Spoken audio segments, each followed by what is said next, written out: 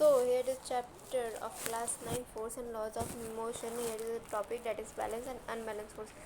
हम लोग इस चैप्टर में पढ़ने जा रहे हैं बैलेंस एंड अनबैलेंस फोर्स। तो पहले मैं यहाँ पर रीड करूँगी। यहाँ पर पहले मैं रीड करूँगी that is what is a balanced and unbalanced force. So a wooden block on the horizontal table, two string x and y are tied in two opposite faces of blocks in shown. If we apply a force of pulling a string x, the block y begins to the move at the right. Similarly to y, the blocks move towards the left. इस lines में कहा गया है कि अगर हम लोग एक टेबल पर वुडन ब्लॉक को रखते हैं और दो स्ट्रिंग है, स्ट्रिंग में से दो धागा या फिर कुछ भी है, उसको हम लोग बांधते हैं। उसका एक स्ट्रिंग का नाम एक्स रखते हैं, एक स्ट्रिंग का वाई रखते हैं, और हम लोग अपोजिट फेसेस में उस ब्लॉक के अपोजिट फेसेस में दोनों को बांधेंगे। तो हम लोग जब फोर्स एक्स पे स्ट्रिंग पे पुल करना स्टार्ट करेंगे तो वो मूव करेगा राइट की तरफ, लेकिन हम लोग सिमिलरली ऐसे ही वाई की तरफ हम लोग अगर पुल करेंगे तो ब्लॉक्स जो रहता है वो मूव करेगा लेफ़्ट की तरफ। बट जब हम लोग दोनों इक्वल दोनों तरफ से पकड़ के खींचेंगे उस ब्लॉक को, तो वो जो रहेगा उस पर इक्वल फोर्स लगेगा, और वो जो ब्लॉक रहेगा वो डिड नॉट मूव मीन्स वो कहीं पे भी मूव नहीं करेगा, वो एक ही जगह पे अपना स्थिर रहेगा। सच force are called balanced force and do not change the state of rest or motion of the object. उसी force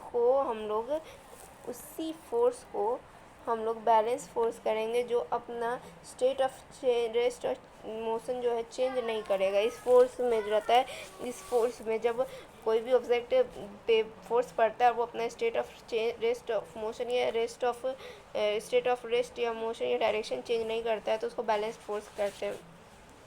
Now let's consider a situation in which two opposite forces of a different magnitude pull the block. In the case, the block would begin to move the direction in the greater force. Thus, the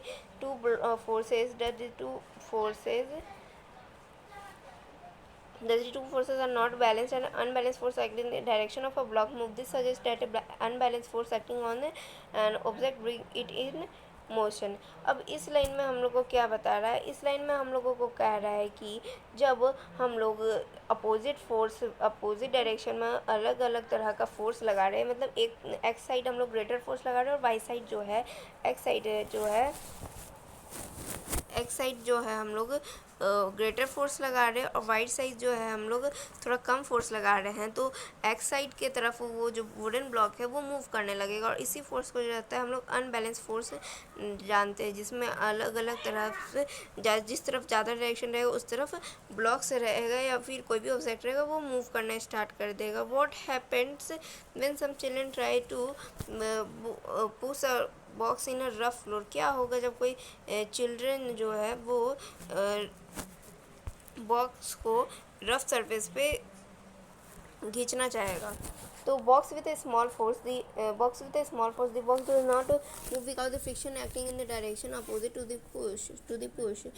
Figure 9.4. These friction forces arise between two surfaces in the contact. In the case between the bottom of the box, the floor rough surface, the balance the pushing force, and therefore box does not move. In figure 9.4, the children push the box harder, but the box still does not move.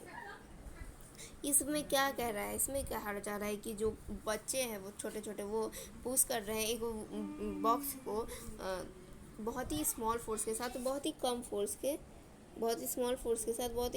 के साथ, और जो वो box है वो move नहीं कर रहा है। बॉक्स जो है वो डज़ नॉट मूव, यहाँ पे देखिए डज़ नॉट मूव कर रहा है, बॉक्स जो मूव नहीं कर रहा है क्योंकि उस पर जो फोर्स एक और फोर्स लग रहा है उस बॉक्स पे, जिसका नाम है फ्रिक्शन फोर्स जो रहता है वो लगना स्टार्ट हो गया है।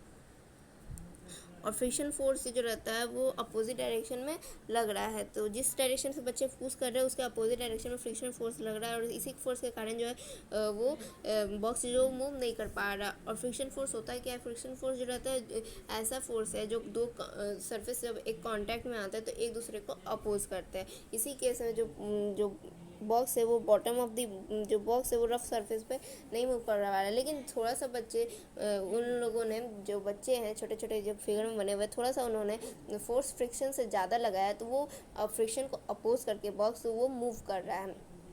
तो ये एक अनबैलेंस फोर्स का एग्जांपल है। जब हम लोग कोई भी ऑब्जेक्ट को मूव करना स्टार्ट कर देते हैं उस फ्रिक्शन फोर्स से ज़्यादा, तो वो एक अनबैलेंस फोर्स लगता है, क्योंकि फ्रिक्शन का फोर्स जो रहेगा वो कम रहेगा और हम लोग जो फोर्स लगा रहे हैं वो ज़्यादा रहेगा। तो एक तरह से वो जो हम लोग टेबल का एग्जांपल देख रहे थे वो एक रियल लाइफ एग्जांपल में भी ले सकते हैं कि हम लोगों ने एक बॉक्स लिया, जो फ्रिक्शन का फोर्स है वो कम हम लोगों ने कर दिया और हम लोग अपना जो फोर्स लगा रहे हैं वो फ्रिक्शन से ज़्यादा हो गया। What happens when we ride a bicycle, क्या होता है जब हम लोग एक बाईसाइकिल को चलाते हैं। When you stop pedalling the box begins to slow down, जब हम लोग स्टार्ट करते हैं पेडलिंग करना तो बॉक्स जो है वो धीरे धीरे रुक जाता है। This is again because of the friction does not acting opposite to the direction of the motion. In order to keep the bicycle moving we have to start pedalling again। ये इसी वजह से होता है, जब पेडलिंग हम लोग बंद कर देते हैं तो जो धीरे धीरे है वो बाईसाइकिल रुक जाता है, इसी कारण क्योंकि उस पर फ्रिक्शन जो रहता है वो अपोजिट डायरेक्शन में वो लगते रहता है, अपोज करते रहता है फ्रिक्शन जो मोशन को। इसी कारण जो हम लोग का अगर हम लोग को बाईसाइकिल को चलाते रहना है तो हम लोग को फिर से स्टार्ट करना है पेडलिंग, और ये जो है अपीयर होता है ऑब्जेक्ट को मेंटेन करने में अपने इट्स मोशन को। और इफ़ दस appear that an object maintain its motion under the continuous application of an unbalanced force, और कोई भी ऑब्जेक्ट वो मेंटेन करता है अपने मोशन को अंडर कंटिन्यूस एप्लीकेशन, और वो जो रहता है अनबैलेंस फोर्स उस पर तब तक लगते रहता है।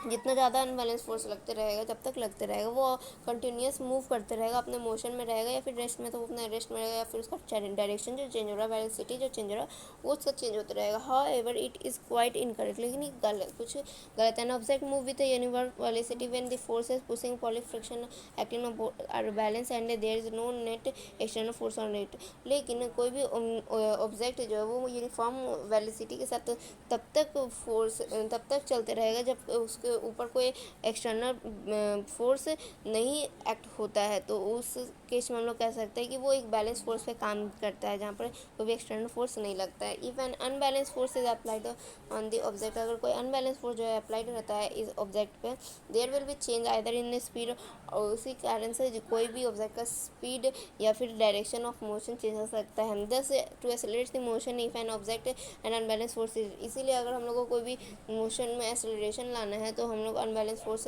बहुत ही ज़रूरी है। And the change in its speed और the direction of the motion, और यहाँ पे चेंज होता है अपने स्पीड और direction of the motion would continue as long as this unbalance forces applies, तब तक ये होते रहेगा जब तक इस पर अनबैलेंस फोर्स जो है अप्लाई होते रहेगा। जब तक हम लोग अनबैलेंस फोर्स उस पर अप्लाई करते रहेंगे तब तक वो अपने कॉन्स्टेंट स्पीड या फिर तब तक वो मूव करते रहेगा। How ever if this force is remove completely, जब इस फोर्स को हम लोग कम्प्लीटली रिमूव कर देंगे तो ऑब्जेक्ट जो रहता है वो कंटिन्यू रहता है अपने वेलोसिटी में और धीरे धीरे वो अपने पहले वाले रेस्ट के मोशन में आ जाता है। That's all for this topic, thank you.